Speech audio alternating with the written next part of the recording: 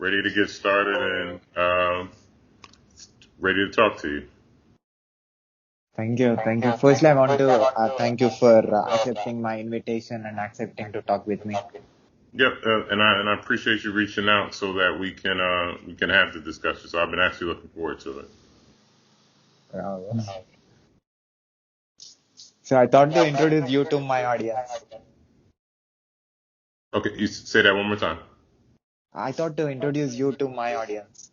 You're going to introduce me to your audience. Yeah. Okay. So are you going to do it or you want me to do it? I want you to introduce yourself. Okay. Well, my name is T.H. Moore. Well, I write under the name T.H. Moore, and I've been writing for about 15, 16 years now. And in my original profession, I'm an IT consultant, and I also write on the side. And it's something that I picked up and started doing maybe about in my early 30s. So just like long story short, I got introduced to writing in my senior year of high school, where I joined the high school newspaper. And that was the first time that I had the chance to, interview someone, No, you write. can continue from where you have stopped. Okay, so I started writing when I was in high school with my high school newspaper, and that was the first time I actually wrote an article and published it for someone to read, and that was the first time that I actually got a chance to have people read a story that I wrote and tell me what they thought of it, things of that nature. So that's the first time I actually got a taste of having my writings published. And then after that, I didn't continue writing. I basically wrote in private and in secret fictional stories, but I actually didn't have plans to publish anything. But then, fast forward, 15, 20 years later, I was in the UK on an IT project, and I went to go see a movie, and the movie was so bad that I left early, and I was kind of upset, and I said, I could have written a better story than that. So that's kind of how, the light bulb went off where I was like, okay, maybe this is something that I really want to do. But, initially I thought it just because I was emotional because of how bad the movie was. So I decided to sleep on it and told myself that, if I felt the same way once, the next day, then I would start writing my first manuscript. And when I woke up that morning, that was the first thing that was on my mind. So that's when I started writing my first book, The End Justifies the Means. And fast forward, several years after that, I wrote my second book, The Devil's Whisper. And this is actually the first book of a trilogy. So there's two more stories coming after that. And then most recently, this past December, I wrote my latest book that focuses on police brutality in America, called I Am. And all three stories are on Amazon.com. Also on my website, www.thmore.com. And the responses from the stories have been great, and especially the latest book now, in like just under a year, people are still talking about it, and it's literally a story about what's happening in America right now with like race relations and issues with police brutality and the black community and people of color's community distrust of law enforcement. So it's literally kind of what's happening, especially in the beginning of this year, around the time that George Floyd was murdered. Okay, so you started writing when you was 30. Yeah, yep. I was probably my first book. I would say I wrote it when I was 31. And that was about a year and a half long process, from me writing my original first rough manuscript all the way into the point where I got my original proof, a book actually physically in my hands. So yeah, it started off about 31 years ago. I mean, when I was about 31, which is about, I would say 13 years ago. And, some time lapse between that first book and the second book, because with the second book, um, the story, The Devil's Whisper, I write a story where all the major crimes against humanity did not happen. So in America, slavery didn't happen, World Wars One and Two didn't happen, and the Holocaust didn't happen. So I created this perfect world where we basically come to a place where we had global world peace. But there's a minority of criminals who wanted to rebel against that. So society decides to exile them to a prison city in Australia. And that's where the story begins. And then, fast forward for 2 more years later, that's when I wrote I Am. And like I said, it's the book is doing well. The reviews are great, all 4 and 5 stars on Amazon.com. So I'm really happy and I'm really proud of the work so far. So you wrote about the police brutality Yes. and the thing that went negative. So when you're writing, have you ever felt that you're going to face something which is against to your writing? Say that one more time. Am I afraid of what? Have you ever thought that you're expressing something which is very sensitive, right? Yeah, but I wanted to do that on purpose because um, I'll be honest. I originally when I was writing before I started writing I Am, I was already halfway through of writing volume 2 of The Devil's Whisper. So around that time also there was a lot of law enforcement shootings of unarmed American citizens. So it got to the point where I just decided to put volume 2 of The Devil's Whisper on the back burner and start writing I Am because like the story was like literally pouring out of me. And I wanted to write the story because I wanted to give America a literary warning of the trajectory that we're headed on in this country because the trajectory is wicked. There's currently like a distrust between people of color and law enforcement.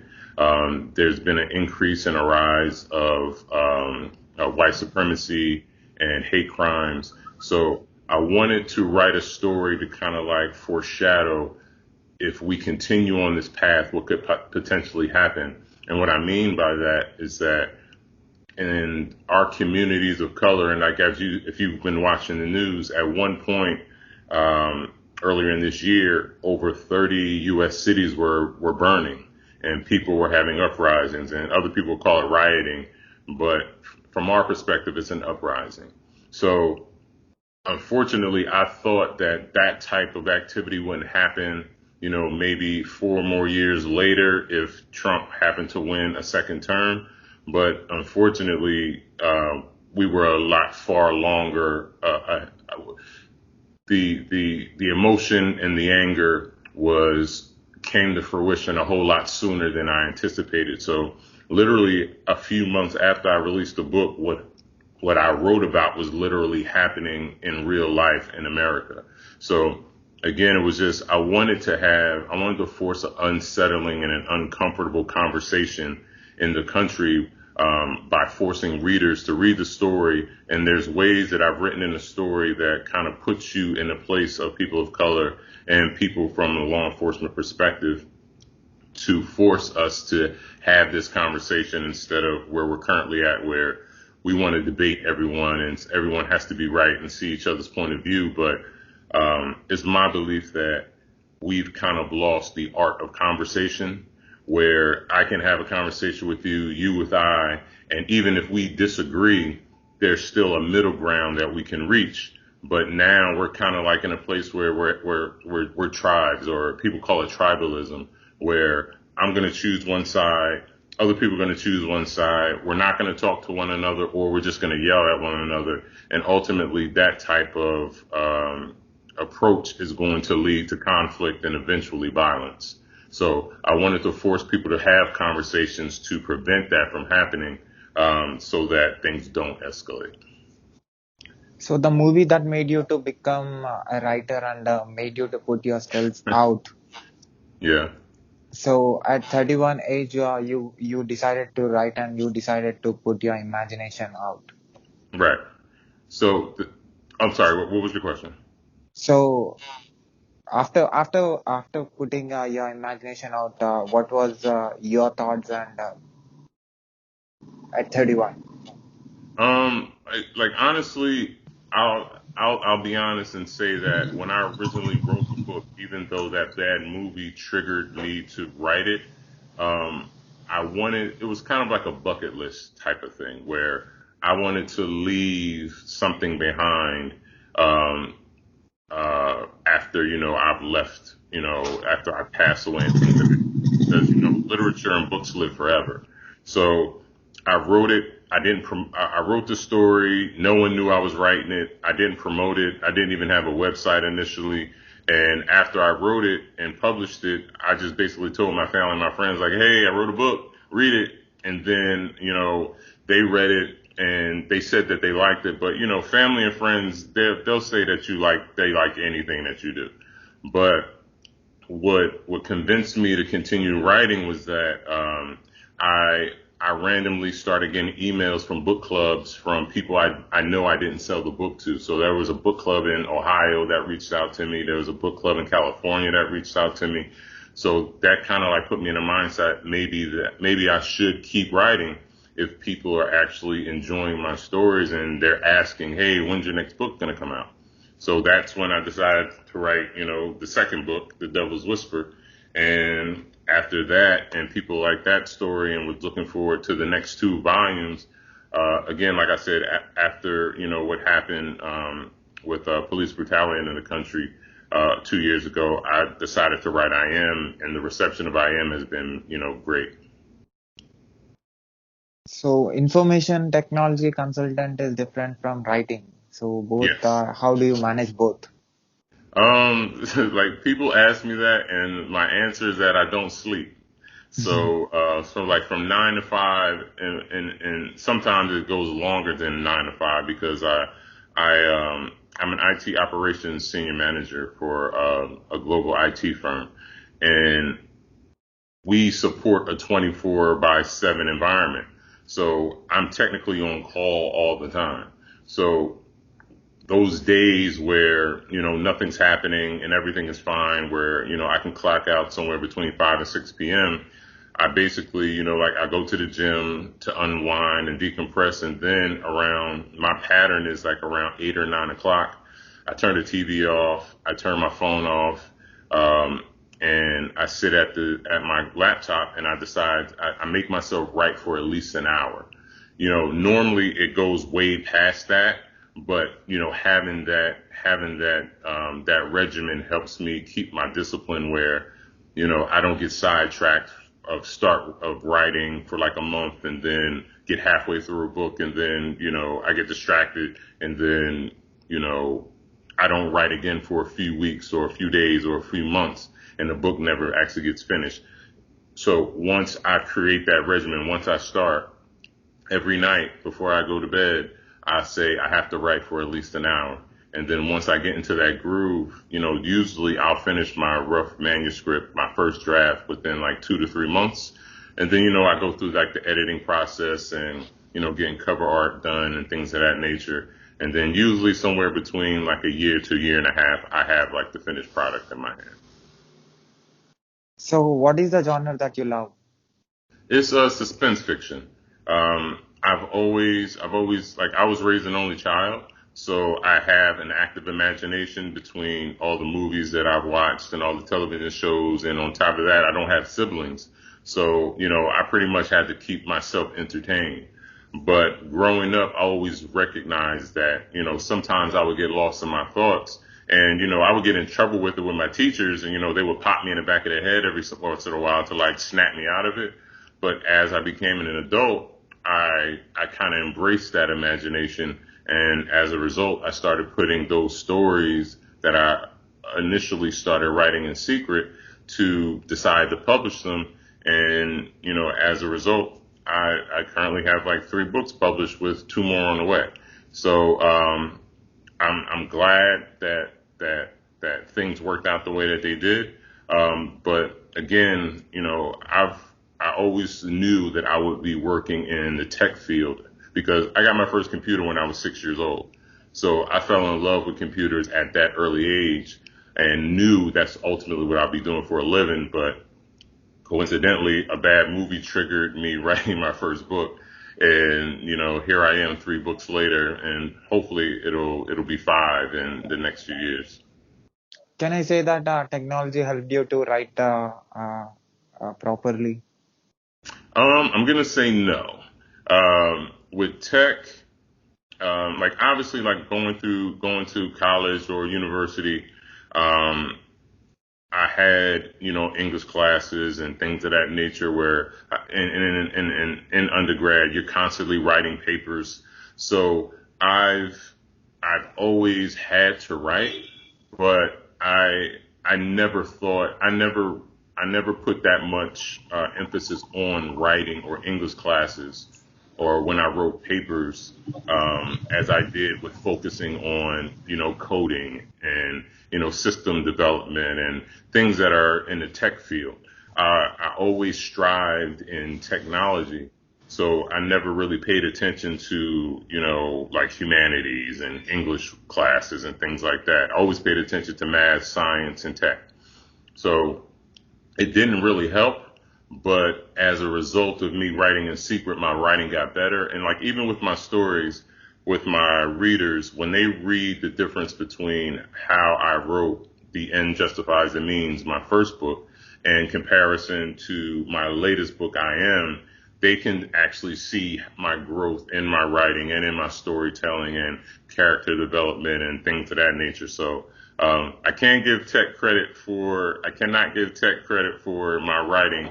I can say that over the past 15 years, just sitting down and constantly writing or coming up with ideas, that's actually honed my writing skills. So have you ever thought to write a book on IT security rather than putting your mind on the No, societal rules or that the things that is happening in the society? no, I mean, like I've, I have colleagues who've written, books on about project management and development and the software development life cycle and all that stuff. But that's not really what I'm interested in, and I would probably fall asleep writing that type of story. My stories are always going to be suspense fiction, because I like the idea of picking up a book or reading it or watching a movie or a television show, and I'm able to escape reality and be go on a journey or follow a character um, that's not familiar to me. So maybe one day, I'll write a nonfiction story, but I highly doubt it because I really love writing suspense fiction. So tell me about the second book. What made you to write the second book, and what is the response that you got for the second book? Well, the second book that you're talking about is right here, The Devil's Whisper. And as I explained in that story, all the major crimes against humanity did not happen. And I essentially wanted to write a different story than my first book.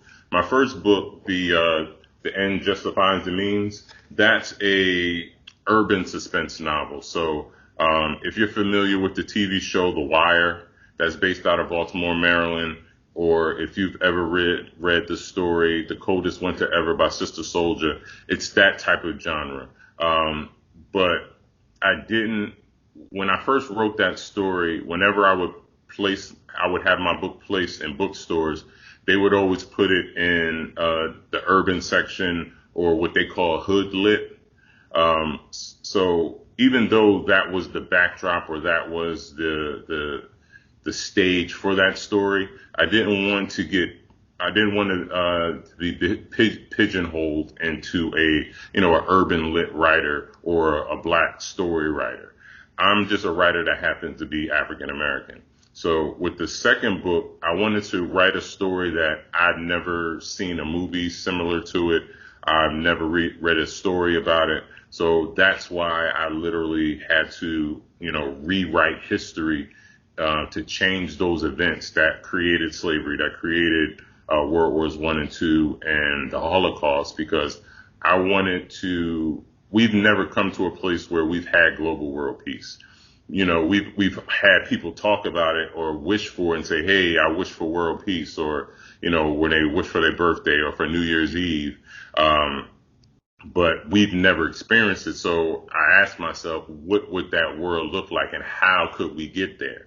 So that's where that inspiration came from. I just literally asked myself for a few months, how could we get to global world peace? And I did that by basically changing certain events in history where there were crimes against humanity in order to show if those things didn't happen, obviously more people would still be here. Our population would be higher, but also it would put us in a place where we were able to avoid those things because we made choices to love one another better instead of hate one another, and to embrace our differences instead of, reject people because of our differences. So that's the reason why I wanted to write that story. So all these 15 years of writing and being as IT consultant, what do you think if you look back? Um, like, how do you mean? Can you rephrase the question? You have spent your 15 years on writing, Right, and you was a IT consultant, and you are into two different fields. right. So what do you think if you look back and see at what you did? It's it's it's humbling and it's very surprising because again, I never expected for me to go into literature the way that I have. Like I said, that movie triggered me writing the story to the point where I said, I want to write a story, and again, like I told you, it's kind of like a bucket list thing where, like again, like I didn't do any promotion. I honestly, when I was writing the story, I honestly didn't care if people read it or if they liked it or if they didn't like it. It was more a selfish kind of effort where I literally just wanted to leave something behind to show that I was here. Obviously, like our family always knows that we're here, but eventually our family will pass away. We'll have children, and then, eventually our children will pass away. But with books, uh, books live forever. We can trace back our lineage all the way back to almost the beginning of time where, we'll find scrolls or we'll find hieroglyphics on a cave or we'll find some type of script of people who were living before us, generations and hundreds and thousands of years before us. And the only reason why we know that they were there was because of what they wrote down. So I wanted to do that as well. Like even if it was ended up just being one book, whoever were able to stumble across, this red and white cover with the knife coming through it, they were just like, oh, what's going on with that? Oh, this person T.H. Moore, and then they'll look at my bio and say, oh, he was born in Philadelphia and raised in Camden, New Jersey, and he worked in IT and he has a son, things of that nature. So I wanted to leave something behind so in the event that anyone ever came across my book, they would be like, oh, okay, this person did exist and they did do this. And, this is a glimpse of what their life was like. Even though ultimately it's fiction, I use my personal experiences as the blueprint for the end justifies the means, to show people what it was like for me growing up in, inner city in Southwest Philadelphia and Camden, New Jersey, and the choices that I needed to make to get to the place where I am now as, even as an IT consultant. So I'm glad the way things turned out because as it turned out, people enjoyed the story and they wanted another. So I gave that to them. And then as a result, I wrote this other story that foreshadowed, the turmoil that we are experiencing here in America with police brutality and racial injustice. So it was something that turned into a selfish endeavor for, just wanting to leave something behind to something where I actually have a readership of, over 10,000 people who are actually looking forward to reading my stories. So like that makes me feel good. And I appreciate everyone for that and taking the time to read my stories. What are your upcoming projects? Well, I have to finish writing, volume 2 for The Devil's Whisper. And after that, I have to write volume 3 to close out that trilogy. And I've also have had conversations with some of my friends who are in television and movie production to convert either The End Justifies the Means or I Am into a screenplay, and perhaps, shop it at a film festival and see if, who knows, one of my stories might end up on the silver screen. So, but that's further down the line. Right now, it'll be a year next month in December that I Am has been out. So right now I'm still finishing out the promotion and getting I Am in front of many readers as possible. And then at that point, I'll go back to finish writing volume 2 of The Devil's Whisper. And who knows, maybe a year to 5 years from now, I'll have, my first finished script and, possibly shopping it to see if anyone's interested in, converting it into a movie. So why not you wrote a real story? You mean like nonfiction? Yeah, nonfiction.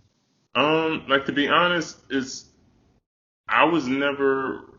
I've read nonfiction stories, but I've always been drawn to fiction more than nonfiction. I probably read, I would say, 80% fiction, and the other remaining 20% to nonfiction. So that's really what I enjoy. Um, and on top of that, I don't personally think that, my when I think of nonfiction, I'm thinking about like a memoir or autobiography where I'm telling you my story, and I just don't think I'm that. I don't think I'm that interesting where someone will want to read a nonfiction story about my life. But who knows? Maybe I'll come across a story through a friend or a colleague where they have an interesting story to tell, and I'll write their story for them or help them or be a part of it.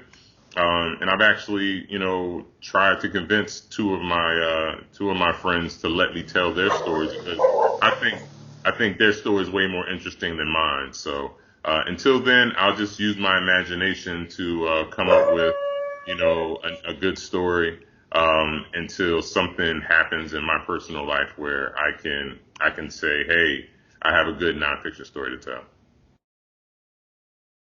So at last, do you have anything to say to the world and who watches this video? Yeah, like I said, if you guys get a chance, go to www.thmore.com, just like the name that I write under, and you'll find more information. You'll see some book trailers to give you a more cinematic representation of what the new story I Am is about. You'll also find, merchandise like the T-shirt that I'm wearing of I Am. I also have hoodies and T-shirts for male and female, and you can also be able to order autograph books directly from me, where I'll autograph it for you, put in a personal message, and you'll also find the links to my social media, which is also like my name. It's T.H. Moore Novels with an S at the end. So it's THMOORE Novels, NOVELS. So that's my handle on Facebook, on Instagram, and on Twitter. And I hope you guys get a chance to go to Amazon.com where the books are and take a look at my reviews. Like I said, all of them are either 4 or 5 stars. And hopefully, you will reach out to me and let me know what you think of the stories. I'll put your books Amazon book link in the description of this video. People who I watches this appreciate video that. will find it. I appreciate that. And have you seen any videos or previous videos of mine on YouTube? I skimmed through a few of them. Oh wait, I take that back. Not on YouTube. I've looked at the video clips that you have on your Instagram page, but I haven't been to your YouTube yet. But once we get off of this call, I'll definitely click on the link on your Instagram and check out some of your videos, and make sure I check those out. Thanks a lot for giving your valuable time and explaining about your books and answering few questions of mine. And I appreciate you reaching out and, extending the offer to have this interview. And I appreciate you staying up because I know it's late at night over there. I can see the background where it's kind of cold. And also, I know it just passed, but, happy Diwali. And I hope you had a good time yesterday. And all the best for the movie that is going to be released based Yeah, upon your I'm keeping my imagination. fingers crossed. And if it comes out, I'll definitely let you know and then we can do another interview, okay? Yeah, that's what my next sentence is. Thank you again. All right. Thank you for your time. I appreciate it. Yeah, bye.